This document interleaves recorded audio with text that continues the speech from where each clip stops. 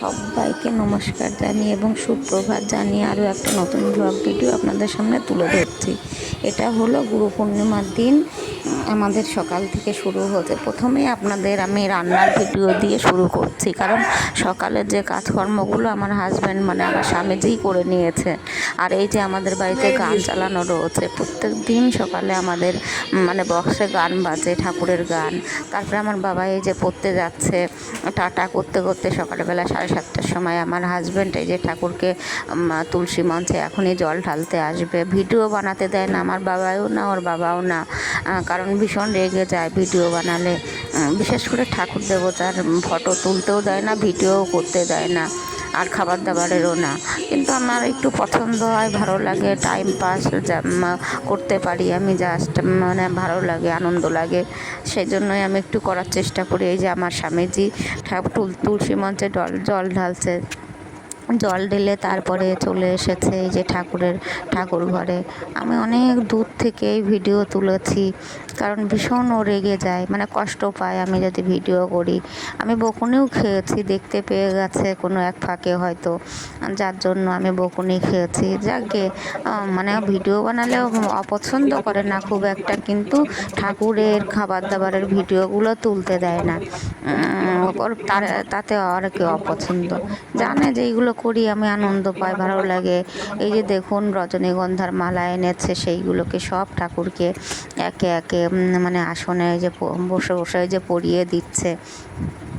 এত সুন্দর করে আসনটাকে সাজিয়েছে ঠাকুর পুজো দেওয়ার জন্য, দিয়ে তারপরে যে ঠাকুরের পুজো দিতে বসে গেছে। দেখুন আপনারা মন্ত্র শুনুন। এত সুন্দরভাবে ধূপ দ্বীপ জ্বালিয়ে মানে আসনকে সুন্দরভাবে সাজিয়ে, মানে এত সুন্দরভাবে ঠাকুরকে গোছগাছ করে সমস্ত দিকে, কোনো শব্দ হবে না। ভীষণ রেগে যায় বৃহস্পতিবারে আমি যদি কোনো রকমে বাইরের দিকে আমি আমার বাবাই শব্দ করি, মানে কোনো রকমের সাউন্ড হয় বাসনের, দরজার বা কোনো চেয়ার টেবিলের, তাহলে ভীষণ রেগে যায়। বৃহস্পতিবারে আমাদের ভীষণ সাবধানে থাকতে হয়, কারণ সব শুনেছি লক্ষ্মীবারে নাকি কোনো রকম শব্দ করতে নেই, শুধু শাঁখই বাজাতে হয় আর কি, কাঁসর ঘণ্টা এইগুলো বাজাতে নেই। সেই জন্য আমরা এত সতর্ক সাবধানে থাকি। কি করব দেখুন, মানে খুব মানে আমরাও পালনের চেষ্টা করি যতটা সম্ভব, তবুও মাঝে মধ্যে ভুল ভ্রান্তি হয়ে যায়, মানে শব্দ করে ফেলি, তার জন্য বকুনিও খাই। কি করব, যাই হোক, ওর মতো মানে আমার হাজব্যান্ডের মতো তো এত নিষ্ঠা সহকারে আমি পুজো দিতে পারি না। যতদূর সম্ভব সে ওই ঠিকঠাকভাবে দেয়, ভীষণ ভালো লাগে, ভীষণ নিষ্ঠা সহকারে, এত ভক্তি আসে।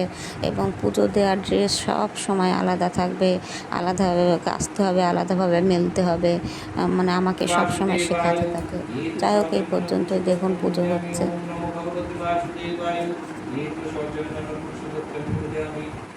ओम नमो भगवते वासुदेवाय वासुदेवाय ये तो सचंदन तुलसीपत्रं पूजयामि। ओम नमो भगवते वासुदेवाय ये तो सचंदन तुलसीपत्रं पूजयामि।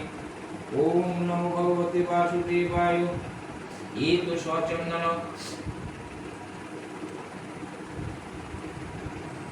वासुकी नमो नमः नंदी नमो नमः।